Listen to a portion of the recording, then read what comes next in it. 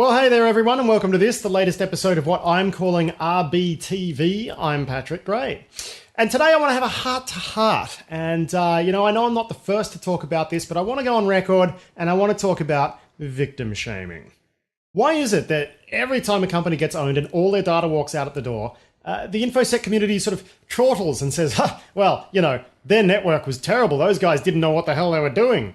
Now, the reason I ask why is because well-run secure networks basically don't exist. There are like a few industries where they've got an excuse to spend the money, like banking, defense, sensitive government agencies, that sort of thing, and even they get it wrong.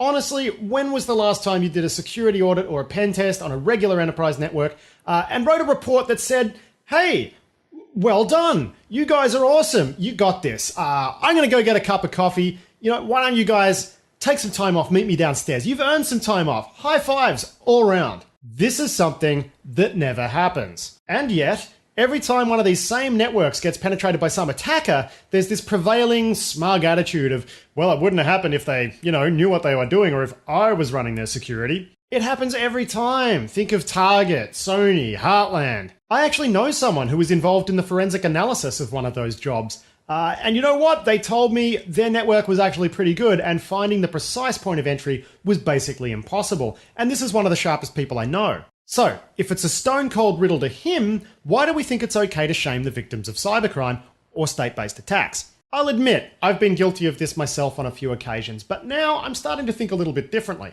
Like, instead of reacting immediately along the lines of, those guys are so dumb for getting owned, I'm starting to think, after 14 years reporting on InfoSec, I'm starting to think, why has this industry failed so completely in providing these people with the tools they need to not get owned? Instead of, they got owned and should be ashamed, I'm thinking, maybe this industry should be ashamed for failing to protect them. They get owned and what do? We dish out snark. Hackers like to hack. Builders like to build and breakers like to break. Everyone's got their own roles. They're all defined. But one of these days, we're going to have to find a middle ground. Or honestly, what are we doing here? Snarky people are going to have to just get constructive. Otherwise, we're going to stay here forever. Right where we are.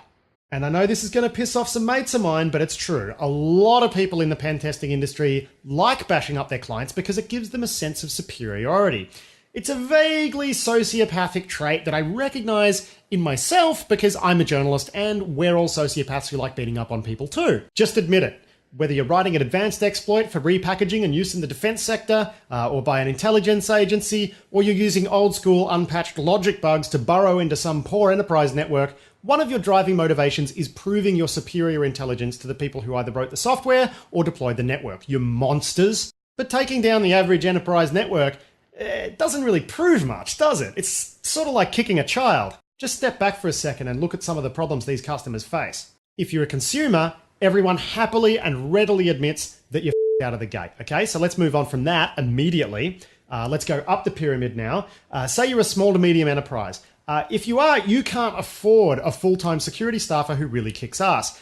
Those guys and gals will be on six-figure salaries at consultancies doing pen testing, or they'll be buried deep in a cubicle in a bank somewhere, making ass tons of cash, flying quadricopters in their spare time, that sort of thing. So SMEs are at a pretty bad disadvantage. They're not as screwed as the consumers are, but they're at a pretty substantial disadvantage. So what they'll do, they'll be staffed by regular IT people who don't have a choice. They'll have to rely on vendor kit to do the heavy lifting for them. And yeah, good luck with that. But you'd think things would be better in the enterprise, and they're just not. Even large companies struggle to find enough people because there aren't enough good people. I know 23-year-olds on $150,000 a year packages because of the shortage in supply. And even figures like that aren't enough to shake out more people to bring them into your ranks. So there are whole swathes of these large networks that just sort of fall out of management because there's not enough people in the security teams. Hundreds, maybe thousands of systems in a large enough network just sort of slip through the cracks, and it only takes one of them to get owned. So even large companies are understaffed and have to rely on vendor kit and OS features to do the heavy lifting for them.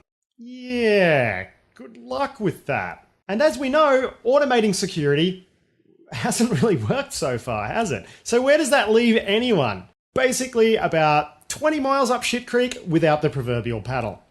But that doesn't stop people getting all snarky when they get owned now, does it? Now, regular listeners to the podcast would know our news co-host, Adam Boileau. He is a security consultant based in New Zealand, and he's doing a talk in Australia at the upcoming Australian Cybersecurity Centre Conference. It's called mission accomplished, 10 years in the pen testing industry. And I love the W metaphor because the InfoSec industry has done about as good a job in bringing security to the internet as the US military has done in bringing security to Iraq. This is just fact. Mission accomplished, guys. Well done. So what is the solution? Well, funnily enough, I think that crowdsourcing the testing of externally facing apps has a reasonable shot at soaking up some of the supply-side labor problems. Companies like HackerOne and BugCrowd, which, disclosure, is a sponsor of my podcast, companies like those are doing some really, really interesting work in this space. If they can follow through, they'll be able to reduce the average web app security consulting budget and free up consultants' time, perhaps more importantly, free up the time of consultants to do more important stuff. It is a big vision, but it has potential. What else? Well, here's the thing. We need the innovation in this area to come from the people who know the most about the problem. We need the innovation to come from the breakers. We need hackers to learn how to dev. And I know the old saying, hackers can't code and coders can't hack, but this is the problem that we need to solve. So instead of being snarky, learn to code.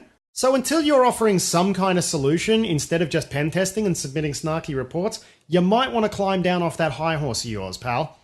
Until this industry actually starts providing the tools enterprises need to lock their shit down, maybe everyone just needs to shut the f*** up. Or maybe that's just me. I'm Patrick Gray. Thanks for watching.